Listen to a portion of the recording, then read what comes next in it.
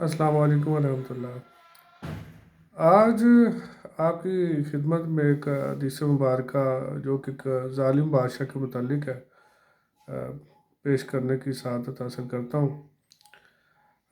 یہ مسلم کی حدیث نمبر ہے 7511۔ حضرت صہیب رضی اللہ تعالیٰ عنہ سے روایت ہے کہ حضور صلی اللہ علیہ وسلم نے فرمایا کہ پچھلے وقتوں میں ایک ظالم بادشاہ ہوا کرتا تھا، جس کے پاس ایک جادوگر تھا۔ جب جادوگر بڑھاپے کو پہنچا تو اس نے بادشاہ سے کہا کہ میرے پاس کسی نوجوان کو بھیجو تاکہ میں اسے جادوگری کا جو ہے وہ علم سکھاؤں۔ بادشاہ نے ایک نوجوان لڑکے کو اس کے پاس بھیجا۔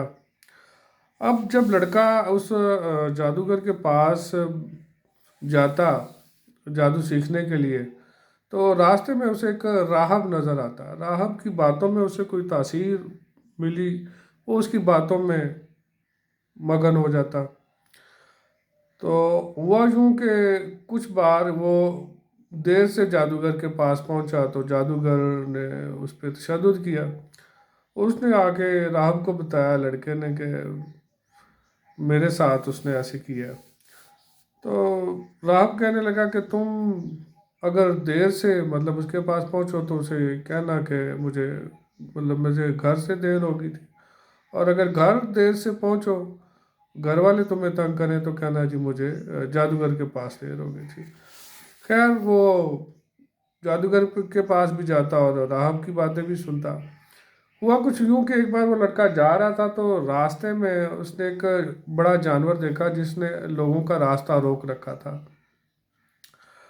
اب اس کے ذہن میں خیال آیا کہ آج چیک کروں کہ راہب سچا ہے یا نہیں۔ تو اس نے کہا کہ اگر اللہ کا نام لے کے اگر راہب سچا ہے تو میں یہ پتھر اس جانور کو ماروں گا، اگر یہ جانور مر گیا تو راہب سچا ہے۔ تو اس نے وہ پتھر مارا تو وہ جانور جس نے راستہ روکا ہوا تھا لوگوں کا، وہ مر گیا۔ اب لوگوں نے کہا کہ یار یہ تو معجزہ ہو گیا۔ تو اس لڑکے کو جو ہے نا اللہ تعالیٰ کا فضل ہوا اس لڑکے پہ، اس نے مریضوں کو شفا یاب کرنا شروع کر دیا۔ وہ بس کی بیماری کا بھی علاج کرتا اور اندھوں کو بھی ٹھیک کرتا۔ ایک بار پھر وہ گیا اپنا راہب کے پاس، تو راہب نے کہا کہ اللہ کا تم پر فضل ہو گیا، لیکن اگر بادشاہ پوچھے تو میرا نہیں بتانا۔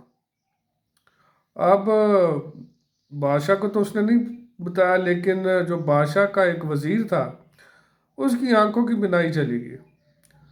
تو کسی نے اسے بتایا کہ وہ فلاں لڑکے کے پاس جاؤ تو وہ جو ہے نا نظروں کا جو ہے نا وہ دم کرتا ہے تو نظر ٹھیک ہو جاتی ہے۔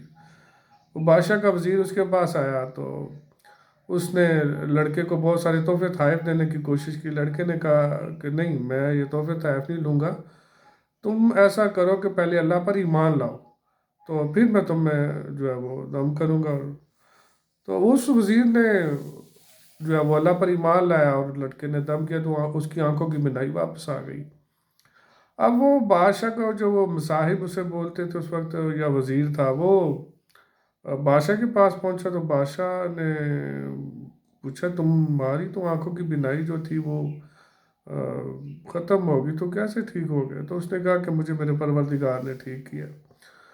بادشاہ کہنے لگا کہ تمہارا رب تو میں ہوں۔ تو وہ کہنے لگا نہیں، میرے رب تم نہیں ہو، وہ لڑکا جو دم کرتا ہے جو اس کا رب ہے وہی میرا رب ہے۔ اب بادشاہ نے اپنے غلاموں سے بلا بھیجا وہ اس لڑکے کو جب اس نے کہا کہ اس طرح تم مجھے رب مانو، تو وہ لڑکا کہنے لگا نہیں، میں اللہ پر ایمان رکھتا ہوں، تو میں تمہیں خدا نہیں مانتا۔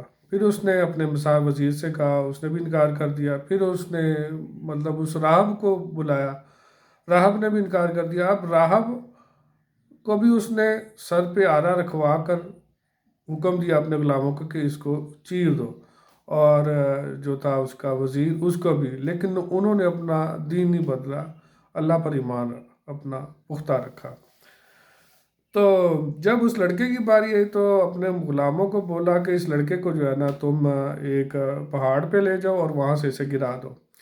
جب اس لڑکے کو اس کے غلام بادشاہ کے لے کے گئے پہاڑ پہ تو جب پہاڑ پہ پہنچے تو اس لڑکے نے دعا کی، یا اللہ تو ہی بچانے والا ہے۔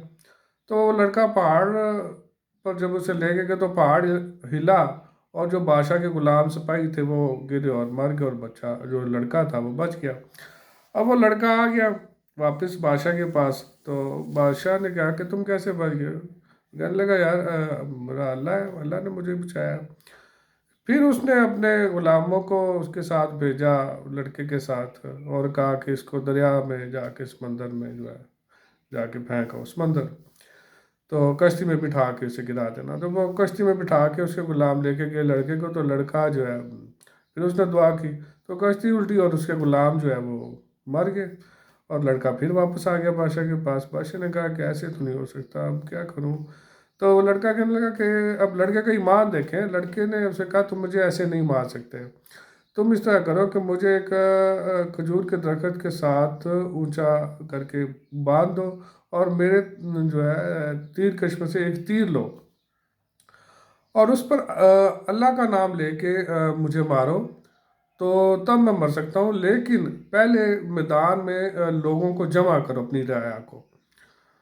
تو بادشاہ نے ایسے کیا، اپنی رعایا کو جمع کیا، اور پھر اس لڑکے کو درخت پر لٹکا کر پھر تیر اللہ کا نام لے کر چلایا، تو لڑکے کے ادھر کن پٹی میں لگا اور وہ شہید ہو گیا۔ لیکن پھر جتنے لوگ تھے وہ میدان میں جمع ہوئے بادشاہ کے، وہ سب ایمان لے آئے اور مسلمان ہو گئے۔ تو اب کہنے کا مطلب یہ ہے کہ اللہ تعالیٰ نے اس لڑکے کو اتنا ایمان دیا کہ اس نے بھرے مجمع میں جو ہے یہ دعویٰ کیا کہ تم اس طرح مجھے مطلب میری جان لے سکتے ہو۔ تو یہ جو حدیث مبارکہ ہے، میں نے اس سے جو حاصل کیا ہے وہ یہ ہے کہ ایمان، ہم اپنی دعاؤں میں یہ دعا بہت کم مانگتے ہیں کہ یا اللہ ہمیں ایمان کی دولت عطا فرما، حکمت بھی نہیں مانگتے، حالانکہ حکمت کو خیر کثیر کہا گیا ہے۔ تو وہ دیکھیں وہ کیا لوگ تھے جن کے سر جو ہے وہ آرے سے چیر دیے گئے، اور اس لڑکے کو 2 بار کوشش کی گئی بادشاہ کی طرف سے شہید کرنے کی، لیکن وہ شہید نہ ہو سکا، بلکہ اس نے خود بتایا کہ مجھے تم اللہ کا نام لے کے اس طرح میرے پہ تیر چلاؤ گے تب میری جان جو ہے وہ جا سکتی ہے۔ لیکن وہ جاتے جاتے اتنے لوگوں کو جو ہے نا وہ توحید کا جو ہے وہ پیرو کر گیا۔ تو میری تو آپ سب دوستوں سے جو بھی سننے والے ہیں، تو یہ رمضان کا مہینہ ہے، بہت لوگ پریشان ہیں، یا جو بھی اللہ تعالیٰ سب کے لیے آسانیاں پیدا فرمائے۔ تو جب بھی ظلم کا دور ہو یا آپ کو لگے کہ ہم ظلم کا شکار ہیں، تو اللہ پر جو ہے ایمان رکھیں، اللہ تعالیٰ آسانیاں پیدا کرنے والا ہے۔ اور جب بھی دعا مانگے اللہ تعالیٰ سے، تو دعا میں ضرور ایمان ضرور مانگے۔ تو اس حدیث کا جو مفہوم ہے، میں جو سمجھا ہوں کہ وہ اللہ پر ایمان، پختہ ایمان والا، وہ جاتے جاتے بھی اپنا کام کر جاتا ہے۔ تو میرے رمضان کے مہینے میں آپ سب دوستوں سے دعاؤں کی درخواست ہے، اللہ تعالیٰ سب کو خوش رکھے اور آسانیاں پیدا کرنے کی توفیق عطا فرمائے۔ جزاک اللہ۔ منور حسین، جزاک اللہ۔